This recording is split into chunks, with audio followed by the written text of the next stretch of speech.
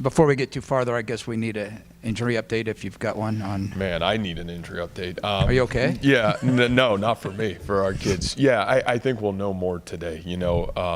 The big names, Brock, Norton, I think both guys still, we're not 100% obviously Sunday, where those guys will be, not sure.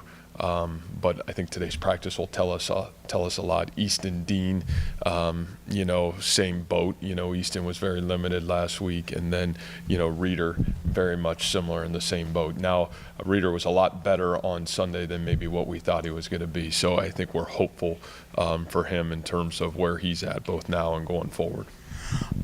Okay, with that going forward, then with that in mind, you've got 6 regular season games left.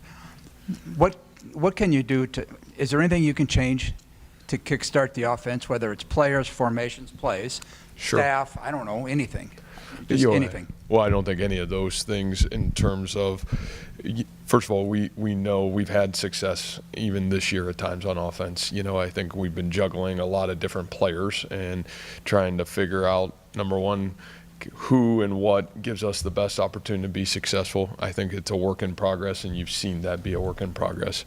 Do I have faith that we will get where we need to be offensively? I really do. We have talented players. Obviously, you have the same coaching staff that's had elite success here on the offensive side of the football. So, I think you just continue to do everything in your power, week in and week out to put exactly what you said, Randy. Who are those players that are available to you? And let's do everything in our power to continue to try to put those guys in the best position to be successful. If, in fact, you are limited again at the running back position, is there, going back to the changes thing,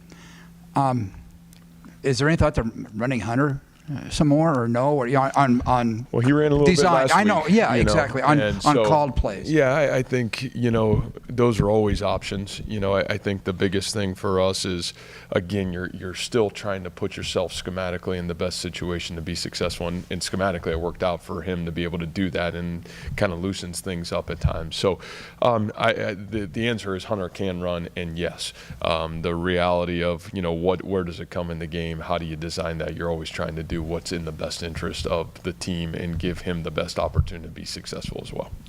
Kind of along that same line, I'm interested, just as teams have been able to get film on Hunter and be able to game plan from him, how have you seen maybe the way defenses are attacking you guys change as the season has gone along? Yeah, again, I don't know if it's so much of what defenses are doing as much as it is, at times some of the inconsistencies that we've had. You look back at the game, it's like, man, where you want to point the finger? You got guys open. Either, man, we're not protecting good enough. We're a hair off in terms of catching the ball.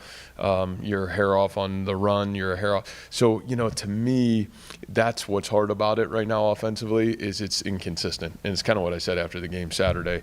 And I think that's a good thing, too. There's not a finger to blame. I think everybody involved in it says, man, we got to be better. You've seen plenty of times this season where that group has played at a really high rate, and you're looking for that consistency. And again, when you have young players or people doing their role for the first time, sometimes you're going to get inconsistency, and I think that's what you're seeing over the course of the last couple of weeks. And we have to be better. We can't shy away from it. And then we as coaches got to continue to find the best ways to help them be the most consistent they can be. So yeah, that's really the reality of that situation. For Norton, is there a point where you guys start looking at capping him at 4 games? No. He'll play when he's available. When he's ready to roll. For you guys, what's the duality between the frustration of losing close games and maybe, I think you mentioned it last week, the optimism of feeling like you're close to winning those games? Well, I think naturally when you work really hard at what we do and in our sport, you only get 12 guaranteed shots at it. It's not like, man, I used to always say this about basketball. Man, basketball, you can play bad on Tuesday and you get to play again on Friday and you get to play the game, and you get 30-some shots to play. And in football, you only get 12. So I think there's always a natural frustration when you don't win the game. But I also think we've always looked at the global picture, and we'll be defined by our success at the end of the season or lack of success at the end. And we know there's a process to get to that point. And, I think that's one of the great rewards about this team is, man, there is a lot of young guys, and you see drastic improvement from game 1 to 6.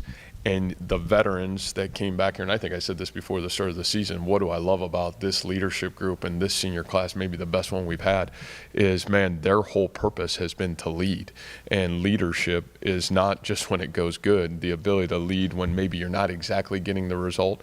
And when those guys are playing their best football, I think that's what's really powerful, and I think that's why it gives you so much optimism, and I think it's why it gives our team optimism. You know, I think there's been a really good buzz. There was a great buzz on Sunday when we went to the meeting room of, man, here's what it is, here's where we're at, and here's how we got to go forward. So, you know, I think there is a very confident room, and I think a room that's continued to work at their craft to continue to plug away to, man, figure out the answers to get us over that hump. In that same vein, with a young team, what is the challenge for you as a staff, for those leaders? How is it different to deal with a 3-game losing streak with a young team versus adversity for an older, more experienced team? Well, I think it's a good challenge for us too, right? I mean, I think as a coach, you know, you're kind of used to, you know, man, some of that veteranness that you've had in some of those key areas over the course of, man, even the last 4 or 5 years, you know, and now, you know, you're kind of, man, you're in some new guys that are growing in their roles. And, you know, again, I think it's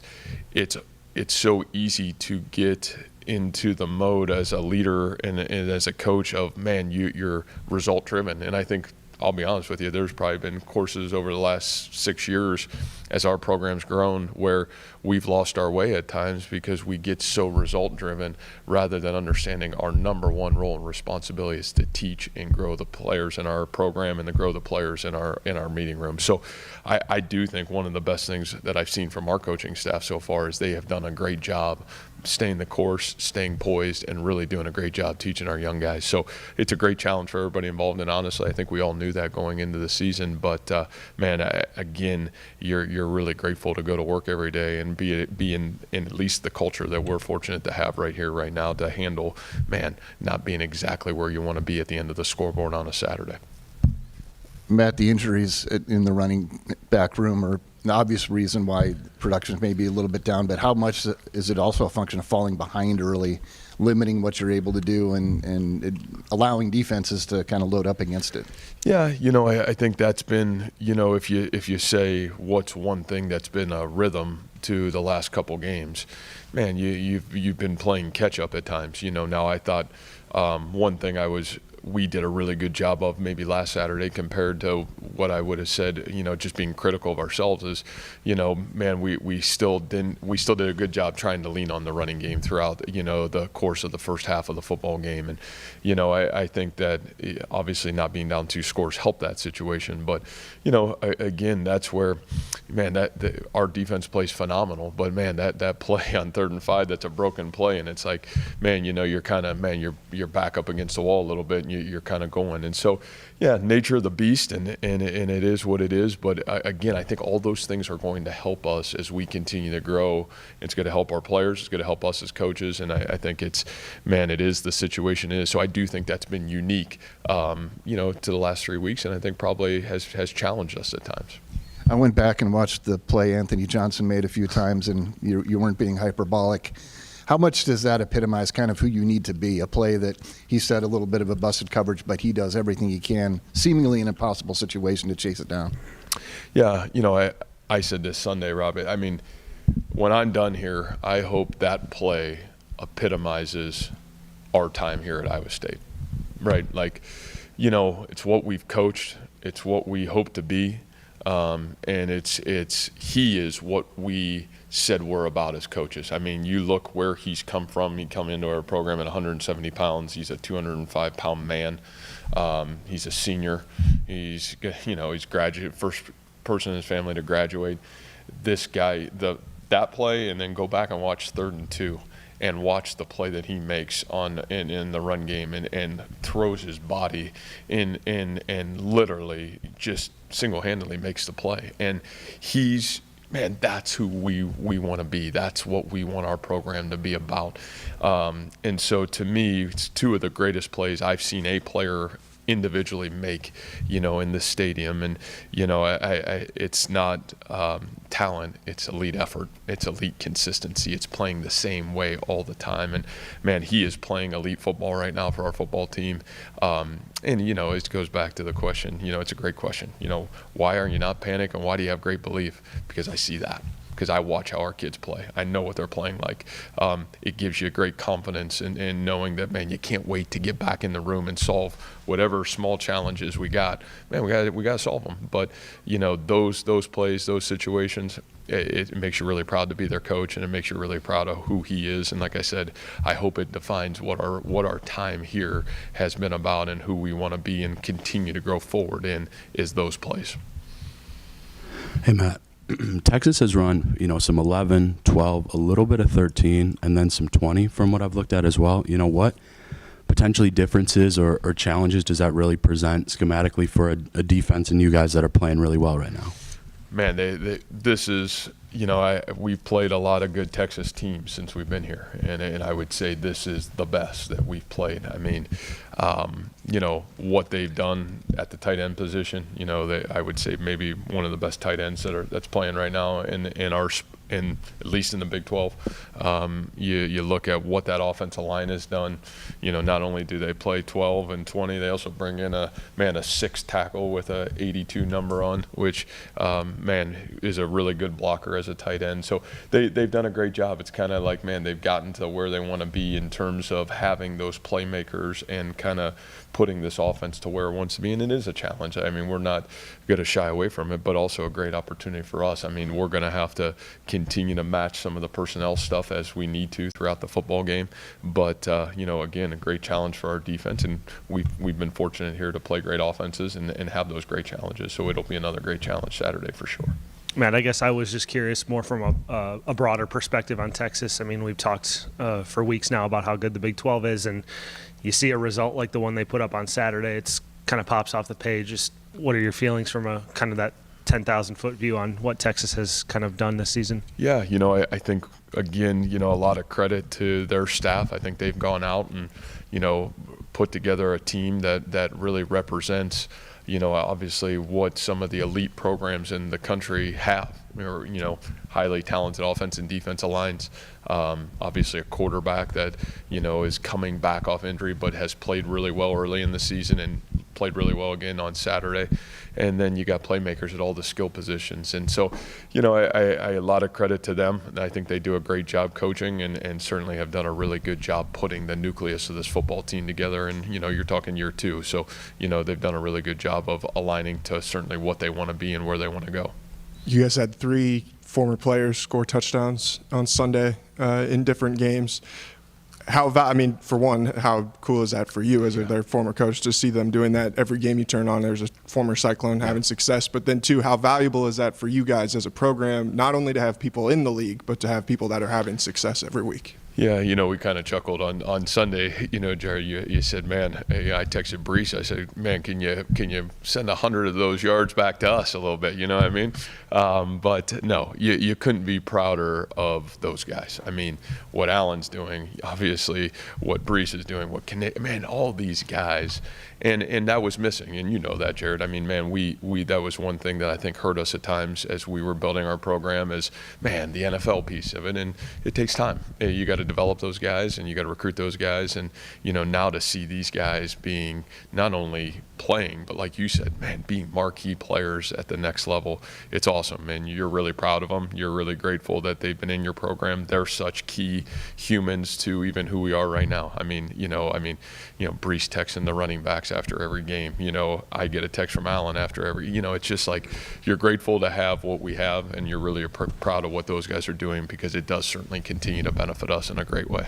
We've talked about Will being productive even if he's not getting sacks, but how big is the difference when he is able to get to the quarterback? And it seemed like after that first sack on Saturday, he celebrated like a guy who had missed getting sacks every week. Yeah, I think a little bit of benefit in what you're seeing too is a little bit of the production of the other guys around him too, right? And I think that's something that early in the season was an unknown. So much was getting slid at him, and now all of a sudden you see some of these other guys having production and proving that they can handle it.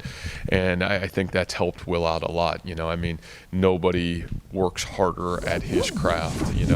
I was teasing our coaches. It was late on Monday night, and man, who's the guy that's still in the facility working on his craft? It's Will. And I mean, I think the thing that I appreciate about him is how hard he plays, and to watch the results come.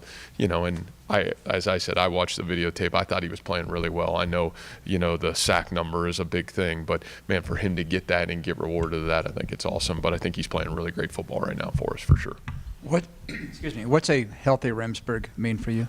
Man, I think if you say what was a huge positive from Saturday, offensively, was getting Jake back. Jake played maybe 15 plays in the Kansas game, just trying to get his feet back a little bit. Jake was playing incredible in fall camp, and I think that was one thing that was like, dang, you lost a guy that was playing so good just because he had already come off of injury. And really, the plays that he played on Saturday were high end. And so I think it gives us a lot of confidence moving forward. Again, that's nothing against Grant Triber, because Grant has played really solid football for us and done a really great job. But I do think it's big for us to get Grant back, get his confidence back, and get his consistency back. I think it'll be huge for this football team moving forward, obviously. There was one more thing, and I meant to ask it when I was asking earlier about the offense.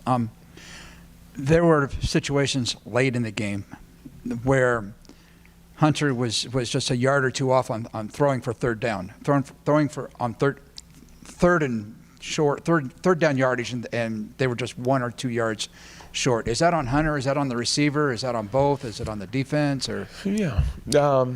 I look at that, and man, I'm more thinking of, man, you look at it and we're in the red zone. It's 3rd and 7, and we get a drop ball. Great play, right?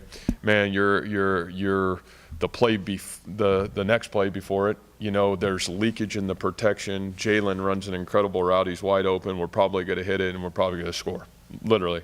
And man, the protection's a hair off. You're talking the next one, man, we get a scramble, he does a great job, boom, and man, we don't make the play. And so, again, I think right now you can overanalyze everything. When you sit there and really look at it and dissect it, man, we're really close. The consistency of every facet of us offensively right now needs to be better. And I think that's the thing that's rewarding, is we all have work to do. We all have to pitch in and work together. The positive is we've got the players. We know how to get it done, and we've done it. It's just doing it with great consistency, and that's what we're lacking. You talk about overanalyzing. Is this potentially? Is this where you need to bring the ice cream truck back, or the water fight? Whatever we got to do, I'm willing. No. I think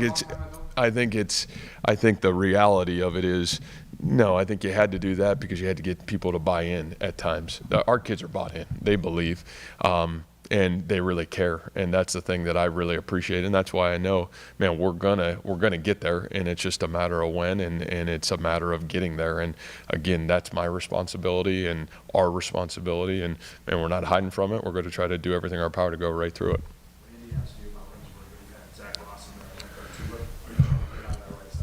Boy, I mean, it started with Zach. I'll be honest with you. It started with Zach, really in fall camp. I mean, he earned the right to play.